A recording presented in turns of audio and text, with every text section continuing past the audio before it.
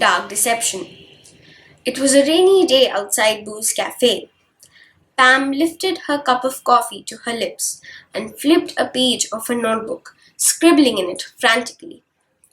As a drop of sweat fell on her notebook, her hand jerked violently, knocking the coffee cup. The hot coffee spilled all over the table. Pam exclaimed, "Oh man, excuse me, waitress, I need some help over here." A waitress hurried up to the table with a cloth in hand.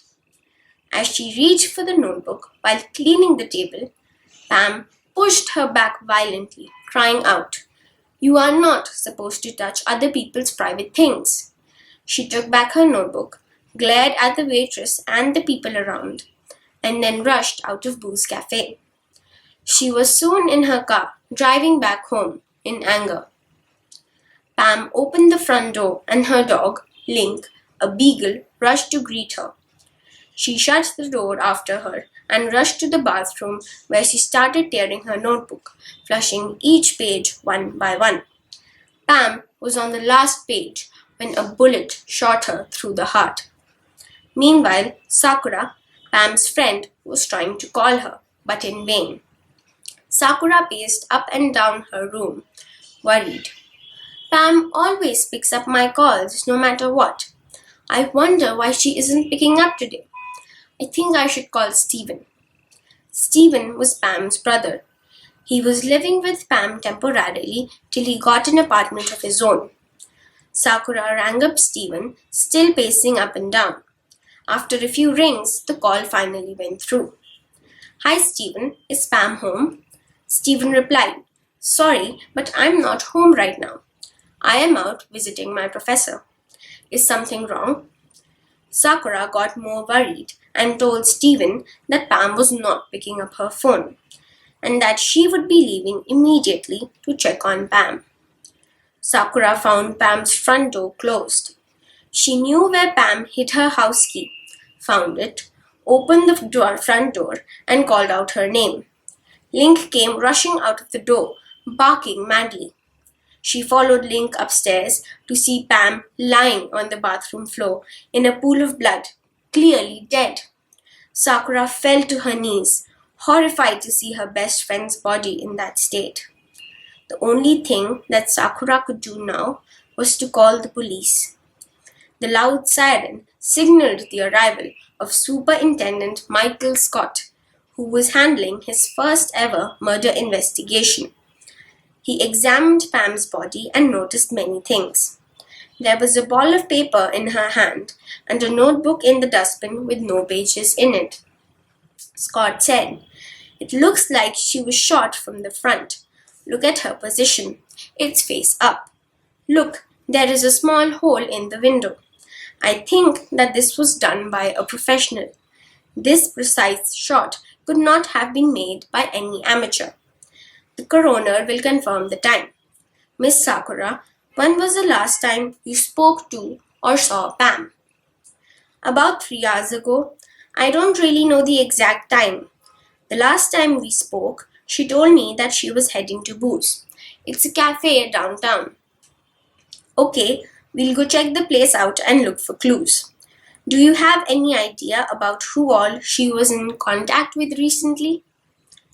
Pam was generally a shy person, quite an introvert, I would say. The only people that I know she was in contact with were me and her brother. Her brother lives with her. He is out visiting his professor right now. Superintendent Scott thanked Sakura for the information, got into his car, and headed to Boo's. Michael walked into the cafe and asked the waitresses about Pam. One of the waitresses told him that there had been an incident at noon involving Pam and another waitress whose shift had ended over an hour ago. Michael took the waitress's address and went to pay a visit to her. The waitress told him that Pam had been behaving in a strange manner that afternoon and had lost her cool when she had picked up her notebook to clean the table. Superintendent Scott wondered why Pam had been so hostile and protective about her notebook. Was there something important written in it? He then remembered the piece of crumpled paper ball he had found in Pam's hand. He opened it and tried to read it. It had a design drawn on it, possibly of some sort of machine, with many complicated gears and wheels. And there was a message scribbled below the drawing: send to Kerosoift Invent. That seemed like some important information. He thought to visit the Kerosoift company, but it was 8 p.m., and so Michael packed up for the day. It was a new day, gloomy as ever. The dark clouds swirled in the sky, and strong winds blew in London. To add to the gloom, a murder had just been committed in the pleasant area of Camden, a place where the biggest crime used to be a petty theft of £10. Nevertheless, Superintendent Scott had no time to appreciate all this. He had his task cut out for the day, talking to Stephen, although Stephen was grieving. Michael said, "Hello, Stephen. Sorry about your sister. How are you feeling?" Stephen replied, "Not very well. I suppose you would feel the same had you lost your 21-year-old sister." "I hate to ask you this, but where were you between 12 and 1 in the noon?" There was a silent pause, and then Stephen replied, his voice unsteady. "So you think I murdered my own sister?" "No, I don't, but everybody here is a suspect. I can't let you go because you are her brother. In fact, most of the time it's family who murder family." "Fine. I was at my professor's. He lives in Hampstead. I went there for the day. You can ask anyone in Camden. You can ask the people in Hampstead too." I look into that, thanks." And with that, the superintendent left. He asked his team to ask around about Stephen being present in Hampstead.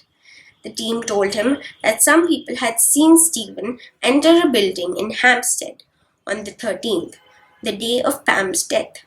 So that was it for Stephen's story. His next stop was Kerosoift. Apparently, it was a construction company that created machines and models based on other people's ideas and inventions.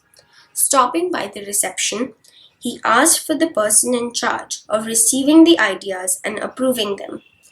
The receptionist led the way to the manager, Mr. Dwight Scroot, who was also in charge of approving new ideas. Superintendent Scott asked the manager if he knew Pam.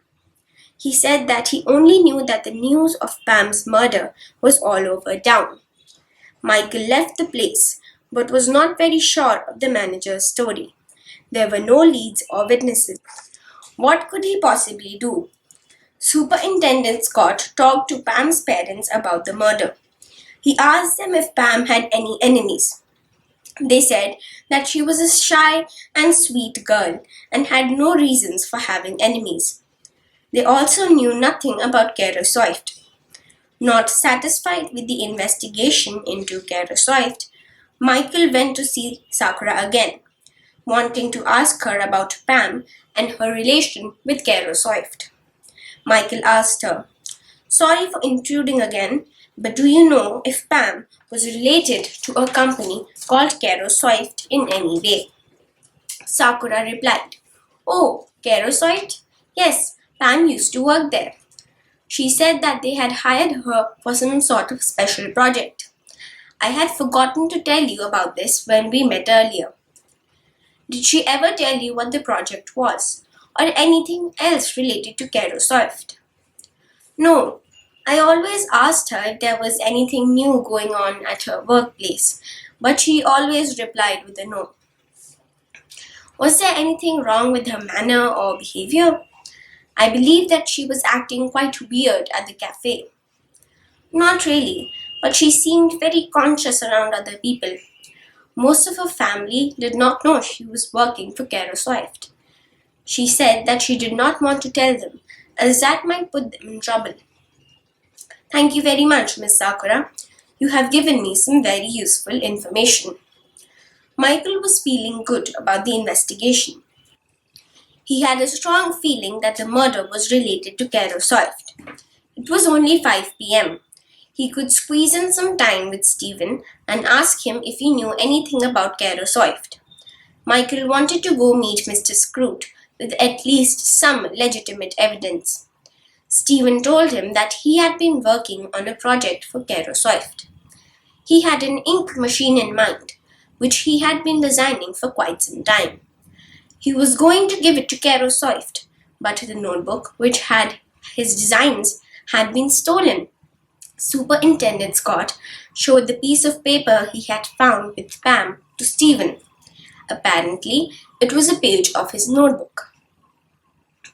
Michael Scott went to Caro Swift in the morning and greeted Mr. Scroot, saying that he wanted to talk to him about Pam. Mr. Scroot said, "What do you want from me? I already told you that I don't know that woman." Scott replied, "I know you know her. She used to work for you, no? I know for sure that she worked for some special project under you and your company. So don't you dare lie to me." "What if she did? She was a good employee. Her job was to scout for people and their ideas. Happy now?" I still don't believe you, Mr. Doyle Scroot. The regular job here is scouting for people and ideas. She was hired for a special project. Tell me what it was." "There is nothing to tell you. Please leave." "Guards!" That night, Michael felt hopeless. All his effort had yielded nothing. Dang it! Suddenly, there was a loud knock on his door. He went to see who it was. It was the receptionist from Caro Swift. She cried, "Mr. Scott, I saw what happened at the building today. I even heard you talking to Mr. Scroot. I felt bad for that girl, so I came to tell you everything. Our manager was desperate for more ideas, so he told me to hire someone. She came for an interview and I liked her, so she was taken. Turns out that project was not scouting, but stealing ideas. He was committing fraud through Pam. She found ideas one by one and gave them to us. One of our members was told to spy on her. One such day, she found her brother's notebook. But not wanting to steal her own brother's idea, she destroyed the notebook. A member followed her and shot her, as we were supposed to eliminate the employee who broke the rules. I'm sorry." Michael stood there, baffled. He did not waste a moment. He thanked the receptionist, called his backup team, and went to arrest Mr. Scroot for fraud and the hired employee for murder. Caro Swift had to face closure due to its malpractices, and thus the persistence and quick thinking of Michael Scott helped him nail the suspects in his first case. The end.